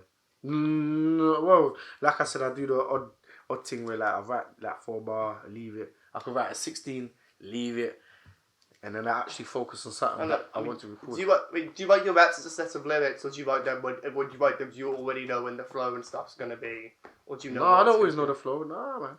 Like I slap a beat. Sometimes I don't even rap to a beat, but more time I slap a beat on and then my flow comes after. I barely ever rap to beats ever. I barely ever write to the beat, man. Normally I write a cappella and then I make the beats around it, or I find the beat and then I modify the lyrics to have a different rhythm to fit the beat. Okay. See, the best way to rap to a beat is the best way. But like, I'm just like yourself. I just kind of. I don't know, depends what you is. I just feel more focused when I just have nothing but the words. Maybe sometimes I try and build my own contrast with the beat. So it's, you know what I mean? Yeah, that was. It kind of depends. It kind of depends how you do it. But in this, just having it out the pocket flow and it's not being in time, that kind of comes down to how much you understand it. Yeah. I guess it's the idea of rapper, or the guitarist versus, you know, the everyman person. It's like some rappers, I guess you could say they're the rapper's rapper, but most of their fan base are other rappers. I think I kind of am a rapper's rapper by choice. Like, I'm interested in kind of showing the interest in this technicality, which might not be apparent to other people. It's like, I don't have a good understanding of food, so I miss out on a lot of subtleties of flavour and taste. Gee, that's a hard analogy to even explain it. That's sick. I like that. I understood that as well. Like, some people would watch sports and be like, and I know exactly how this movement he did here lets him kick the ball that far, and I was like, oh, he kicked the ball really far, because I don't understand. That one's in it. I'm still impressed by like it. that as well. I'm still impressed by it. I can't do it, but you know, I don't have the same technique and breakdown. Yeah. It's kind of like some people will have this very advanced knowledge of music. When they talk about like the films they like, they'll say this really trash stuff, or vice versa. It's just about what your palate is. Like, I'm sure if I spent lots of time looking into food and make sure I ate all this different food, I would have a much better palate. Yeah. Because you're a cook, aren't you? You cook, don't you? Yeah, I love food. I'm a foodie, man. Yeah. I mean, I am to a bit. I'm just not. But I'm that foodie that don't know the name of every food, but I just like eating it. You get me? Yes, you know what I mean. But I can cook as well. Yeah, of course. 100. Yeah. So you're the house husband, aren't you? House husband, you know. No, I'm not a house husband. If I was, I'd be terrible because I'm always out. Fair enough. Yeah, I'm always out. So how do you find living in Kent, this area, compared to growing up in London, southwest London? I hate it, man. I mean, the people's good, but it's just, I'm just like, not really. I can be sociable, but 9 times out of 10, I'm antisocial. Yeah. Very antisocial. But I'm sociable. When I want to socialize, I'm the best guy. You get me? I'm the best. Yeah, so but living there is like, man, just makes me antisocial. What, living in London? No, like living in Kent, man. Because I'm only here for my kids, innit? So it's like, other than that, I wouldn't be funny. But I'm glad that I came because I met good people like yourself and others. Been up in London anymore. It's just like it gets more expensive and more dangerous. Yeah, but I don't worry about that. It's danger. I mean, that's something that you should always worry about. But when you're used to it, you don't. It's not. It becomes second nature. Yeah. Yeah, sad to say. I went to London a couple of months ago for a show, and I walked down the wrong part of the road and didn't go on the right bus, and ended up being on like a 5-hour goose chase around London, having to get from the south to the north. When you say London, we say London to us is like the city, innit? Like just as a whole. You look like I'm from London, but we say central, innit? So when you say central, we know you're talking about central London. You get me? Yeah. So it's like. So you're South London, aren't you? Yeah, South London. See what I mean? See, South London. nothing to do with Central. I don't mean Central part of South and none of that. No, I'm talking about London where the council estates are. You know what I mean? Where it really goes off. You get me? I'm not trying to say Central don't go off, but in that I'm talking about in the neighbourhoods where it goes off. You get me? But in the north too, they have a lot of in the north too. Halston's in the north. They have like the highest murder rate. Where? Halston. Halston. Oh, what? Housen? Yeah. Places like Housen, it goes off. Obviously, Housen, Neasden, all them place there, Cuban, it goes off, man. North, west, it goes off still. You get me? Them places they're active, man. Come on. Shout out to the man them that I know for them places there. You know what I mean? The real G. I'm talking about the real G's. You know. Have you lived anywhere else apart from London and Kent? No. Obviously, I've stayed places, but I ain't lived. No, I've stayed places. I travel places, but I ain't lived. Like, I lived in a very small town when I was a kid before we moved to Margate, then Westgate. I've stayed back and forth in London and Birmingham, but only for like a few days at a time. So I get more of an image of that, but it's like, you're going from like this tiny Peachtree town to somewhere like here, it seems a lot bigger. London is just, it's great, but it's so exhausting as well. You almost feel like, you're almost like a tiny shadow and everything's so massive. Yeah, I remember being out at night in London and walking past the giant skyscrapers. I don't think we have a skyscraper in Margate. No, but you lot got that old that little grey black down flaps. Yeah, by the train station. Even though it's kind of ugly, I kind of like it as well. It's kind of character. Yeah. It's like you walk in Cliftonville, you feel like you're part of London. What? Cliftonville's hard. That's my favourite part. I like Cliftonville too. I'm just saying because it's multicultural. Cool. Get me? It's a lot. Yeah, there's a lot of cool stuff there. It's just weird when you think about how far. But I do feel like London is just almost very distinct to the rest of the UK in many ways. Yeah, it is, man. London will always be on top, man. But you got other places like Canterbury, Birmingham, and Leeds, and Manchester, Liverpool. All of them places there, of course. But London, hey, everyone knows London. You go to any parts of the world, they're not gonna know other places like London. Yeah. Everyone's gonna say, "What, London?" You know the Americans, "What, London?" From London. I can't exactly do the accent, but everyone. Oh yeah, I can't do accents either. Everyone comes to London, mainly in London. Get me? You know what I mean? But yeah, L Town, you know. Come on. Yeah. So do you consider yourself a London artist or a Kent artist? London. No disrespect. That's like someone from Kent coming down and they're trying to say that they're a London artist. We'll be looking like, no, you're not. Are you mad? You just no. Don't make sense. Or that's like me trying to say, well, I'm a New York artist. Like, imagine me going to America now and I'm saying, yeah, look, I'm a New York artist. I'm not though, am I? And how long do you have to be in New York then for you to become a New York artist? No idea. Like Slick Rick. Do you have Slick Rick? Time. Slick Rick was born in England. What do you mean? I don't really follow Slick Rick though. But you know, he was born in England, but he moved to New York when he was like, 8 or 9. So I think he could say. Yeah, but it's like that 8 or 9. Yeah, but me. Came here in my 30s. Well, no. Was it my 30s? No, I was 30 when I came here. So. Like J. Cole was born in Germany, but he moved back to America with family, took him back to America when he was like 2. So I don't think J. Cole's a German artist. See? Now, yeah, see, look, now that's something like that. Now, when I first come to Thanet, I was 15. 2005, I was 15. So you need to remember, if I would have stayed here and not gone back to London and made my mark here, I could potentially be a Kent artist. Yeah. But I wasn't. I was back and forth, and I've only just recently came back. Well, some artists you could say their foot's in both doors.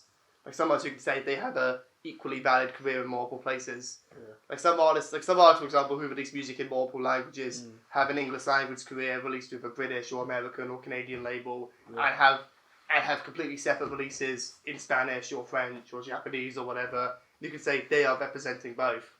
Like Tablo, who is a hip hop artist, is representing Canada and South Korea because he has albums on a Canadian label where he raps in English and albums on a Korean label where he raps in Korean. Okay. You can say he's definitively both.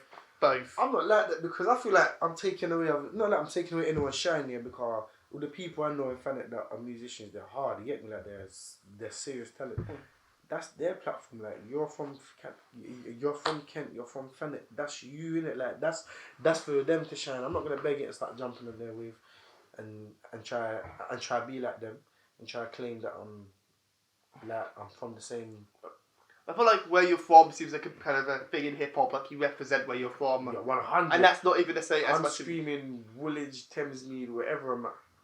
And that's such a hip hop thing. It's like another thing is hip hop is such a divided genre, but it's basically like when you go into the rap in different countries, you're learning a whole new canon basically. Like you're learning a whole new wave of people who may have no connection at all to the other people. And if you look at who the big rappers are in some other countries, especially places that are non-English language countries, you'll see what the big rappers look like. It can be very surprising.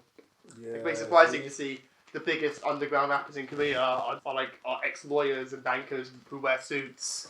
Is it? Not that they aren't dope MCs, but that's what them Korean audiences kind of want more. Do they? Okay. But there's just a very small demand for thug rap in South Korea. Bro. But that's 'cause- But they're actually quite good though. Yeah, I've heard some of them. Yeah, I played it to you. Yeah, I was you that showed me, innit? Yeah, I think I've heard some of them. They're hard still. Yeah. But they're like, they do it good. Yeah, it's just like there's really that much of a street life in South Korea, and South Korea has its own problems, but it's kind of different. It's like they have drill music in Denmark. Yeah, they got drill music in Actually, everywhere. have you seen noisy documentaries where the guy goes around the world and talks to gangster rappers in different countries? No, So, but I see on TikTok, sorry to cut you, I see on TikTok, and they've got different episodes. No, not episodes, but they've got like little trailers of different, no, not trailers, so I say clips of different drill. So like in part one, it was like UK, America, then it was Chicago. other places like Italy, France. It was Chicago. And then part two will be Africa. You know what I mean? Hard. Yeah, It's cold. Yeah, basically It's cold. showed how in Denmark, which is the happiest country in the world with one of the lowest crime rates, there's still people who are trapping and in the What poverty. they talk about? What they talk So about? mostly they talk about how these drill artists still live in the Denmark hoods, which are very multicultural as opposed to the very happy but very mono-ethnic big cities of Denmark. And they talk about the amount of addicts, the amount of people who don't feel at home, and there's still some rapping about the street life, but it seems like the street life is more something you have to choose to get into.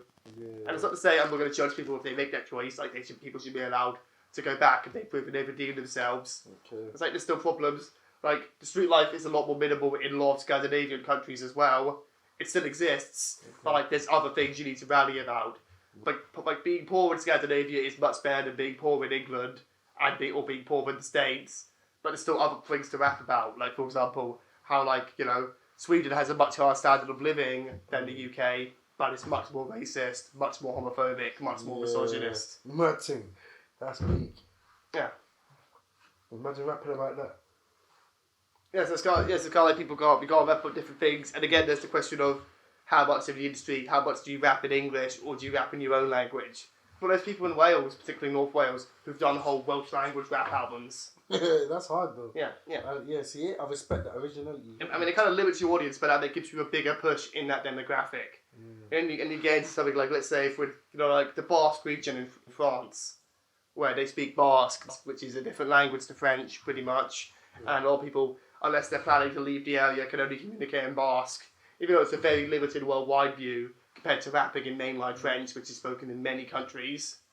Rapping in Basque will probably give you props from everyone in the Basque country. Okay. Who's that local dude? Well, he was from Poland, but he lived around here. Do you know him? What? I don't know who that is. There was I don't really socialise with a lot of people like that. So, There was a Polish. I forgot his name, but there was a Polish artist. I remember Tom Hazy. Him saying that he saw this Polish dude rap our show in Landscape, and there were a group of Polish people in the front row, and every few bars they become crazy. is That's something amazing, but we didn't know because we don't speak Polish. Oh, them ones, okay. I was like, you got to look at in a lot of places like that. They're much more boom bap. They're more kind of caught in the 90s, like the New York street rap. Yeah, but that's what they do, innit? Boom bap. They love boom bap. Most countries love boom bap. I think they're behind this one. It kind of yes and no, but it kind of depends on what they connect to. But I make boom bap modern. Yeah, I do too. I got some boom bap, I got some symphonic stuff. I always tried to make something kind of between them.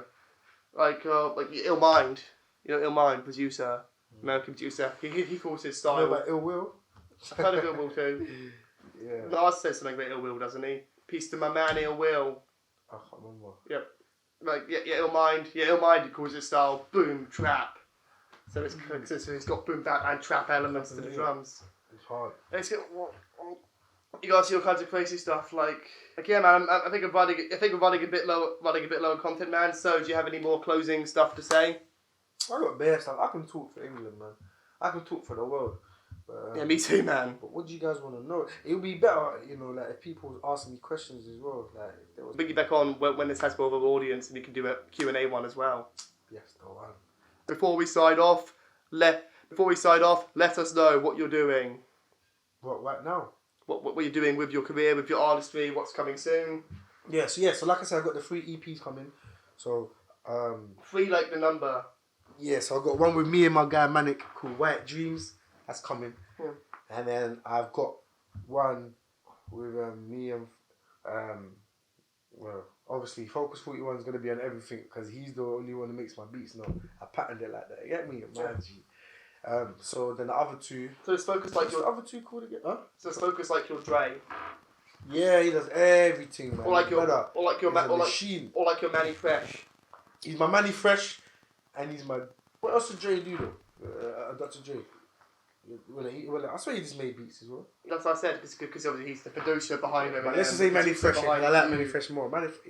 He's like my Manny Fresh, but he's a bit more than that. He's like does my video editing. He shoots my videos, directs them. He's hard. He does the engineering. He does the producing. You know what I mean? He even comes out with certain certain things I'll throw to him. He'll be like, oh, I don't know, you know. He's like my manager. He's like my manager. He's hard. Like even the singing, I don't sing, but I try harmonise on the track. And he comes and says, "Nah, Fretz, like we need to practice on that." What's happening? So what's happening to the music? What's happening to the music you recorded with Nifty? Who? What's happening to the music you did with Nifty? That's another story. Wait, just before we come to that. So I got White Dreams with my guy Manic. What's the title? White Dreams. No, my Manic was just telling me some story, and it was telling me something, and I don't know if it was with his cousins or something. He likes to use that phrase, White Dreams. Is that a Coke reference? No. He's not. Don't try that. No, let's try it. No, it's not. It's not. But I said to myself, oh, let's call, because he said it was a positive. So I said, all right, let's. So he doesn't even know that. I just slapped some tunes together that we've done in it, like 6 tunes called White Dreams. Probably 4 or 6 tunes on that EP called White Dreams. He doesn't even know yet, you know. Bless him. But see, I work too quick. I just like to get shit done. Excuse my French. I like to get things done. Yeah. And then the other 2 is, what's the other one? Dedicated to the cause. Yeah. Or dedication to the cause. I think it's dedicated to the cause. Is that with Manic as well? Manic's on there, but obviously there's various artists on there. Get me? Like I got the whole of ADED on there, and I got other features on there, but mainly me on there. And like Focus 41, as I said, like he's the guy that's doing the producing and engineering. Do you have another one coming out too? There's part 1 and part 2 to that. So that's why I said there's 3 in it. Oh, cool, man. That's gonna be crazy, man. Crazy. It's hard, man. It's crazy. So, I'm not even trying to blow my own trumpet, but it's crazy. Like I'm paid to kill, bitch on the strip, she pays my bills. That right, my raps are real, these outsiders are daffodils. Money stacking up, have to build, lay food poison, get a rat killed. They talk about paying gas bills, we riding out, no flash wheels. My dog fight with them cats, chill, pop that porn. Living on that man, having bad dreams. Wake me up, pinch myself, gonna need some caffeine. Yeah. Follow my dog to a bunch of bad breeds. It makes me cut the way we follow, we're making you scream. We're not discussing the beef per se, but what's happening to the music you made? So with Nifty, I still got it. What? I still got it. Yeah. I mean, are you re-recording it? Are you deleting it? What's happening today? No, but there's no reason to re-record it. I could do remixes. No reason to re-record it. I mean, I've got like an automating for him. Is like, you know, he's got some tunes that I need from Edgar. Rest in peace, our friend Edgar that passed, man. So I want them tunes back from Edgar before I give him any tunes. Any tunes. I still got his stuff on my computer. I'm not gonna be weird like that. But so we do a swap. You know, you give me the tunes that I did with Edgar, and I'll give you back the tunes that we did. You still working with Skittle, or is that not happening anymore either? Skittle left, man. Skittle was just doing our own thing. What a diplomatic answer. I'm not saying nothing about that. Yeah. I could go in on that one, But like I said, I'm not. We'll probably splice this bit out. nah, keep it in there. Ain't no capping out here. Like she's got problems going on, innit? Like she's got her own thing going on, man. I'm not one for that. You got problems, don't bring them around me, innit? Like just do you, innit? So what else is there going on in the Fretz world? I do mixed martial arts. I do. I'm trying to work on some podcast projects coming up. Also, business-wise, business is going well. Starting up some new business.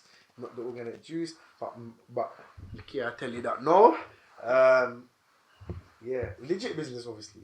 Come on. Yeah. And I'm doing so much out here, man. So much socializing, meeting new people, networking. You know what I mean? Oh man, so what would you say to anyone else listening to the podcast? What advice would you give to other people listening to this? Be that about as a rapper, as a person, as a roadman. I beg you lot to be original. If you're a roadman, you're a roadman, innit? Yeah, don't be doing this part-time, half-time thing. If you're not a roadman, you're not a roadman. Don't start spitting about road and doing stuff that you're really not doing. I hate that. We hate that. It's a disrespect. You know what I mean? That's like me rapping about being in the army. And you know when they've lost bare people in the army. And I've never been in the army. So why am I rapping about it? You get what I'm saying? Do you think the difference is something? Stay in your lane. I think the difference is something that's overtly fictitious. Yeah, I don't like it, man. I don't like it, and hundreds of us don't like it, man. We don't like it. Don't do American accent if you're British. Do your accent. Yeah, just do your accent, innit? Like, ain't no one gonna judge you. We will judge you on your bars, fam. You understand me? Your delivery, your flow, your content, your work rate. We will judge you on that. We don't rate the trying to be something that you're not. That's what I'm saying as well. That's one advice. Keep doing it. Stay off of the negative vibes. I mean, always work with people that's doing the same stuff as you. Even if they're not doing the same stuff as you, work with people that's got the same mindset, like similar mindset. Like Jack, he wants to get stuff done. That's why I'm here. You understand? So I like that. I mean, if Jack was one that didn't like to get stuff done, I wouldn't be here. Simple. Because I like to get stuff done as well. That's the plague of all creatives, is the stuff that's not done. Yeah. I mean, I'm also trying to get big focus because I end up with hundreds of half-finished pieces, and that's just not good for anyone. That's not good. Like, I always make sure to make sure there's a physical recording of it, so if something horrible happens to me, at least someone can finish it. Like when Biggie Smalls died, because Biggie Smalls did not write his lyrics down, he did the same thing Wayne does with writing it in his head. That means there's probably an album worth of Biggie material we won't even have a recording of. We won't even have the words for. I won't even know what beats they'd have been on or whatever. Or say Michael Jackson recorded and Prince recorded everything, even if it was just little outlines. So they literally released a posthumous Michael Jackson album. Gee, like that, yeah, that's hard. I know some people weren't fans of that approach. No, I don't know. A lot of people are, but oh well. Yeah, I think it depends really what the person who had died for about their stuff being used posthumously. Like, I'd be fine if people released the posthumous stuff as long as they didn't add stuff to it, unless it was something they knew unless they knew I would have approved. Sometimes they do that. Also, you see what I said about these 3 EPs? They are, don't ever get it twisted. It's not like, I'm waiting to work. I've done them already. I have not recorded them, but they're down already. Like, they're written down on my phone. You understand? I've got them there already. I'm just looking for new stuff. I'll wait for. This is how I work as well. When Focus 41 gives me a beat, I just wait on him, and he gives me loads of beats. Sometimes could be 5 in one night. You get me? So that's the work rate that man's working with. He works quick. He knows what he's doing as well. My G, it's my dog. So I like to work like that. He gives me a beat. If he ain't got no beats, my work rate will slow down, obviously, because I don't use YouTube beats no more, and I'm not really using any other people's beats. Actually, shout out Starboy Empire. Man. So my guy KB, he's giving me 3 beats. So I'm looking to shut them beats down too. The Starboy puts on a good platform for local artists, I think. He's hard, he's hard as well. He's hard, fam. You know what I mean? So as I say, like, I've done everything that I need to do. I'm just waiting for new stuff now. So when my WhatsApp goes bling, bling, bling, bling, bling, that's when I'm going to get to work. You know what I mean? What else, Jack? Talk to me. Oh, cool, man. So do we have any closing thoughts now?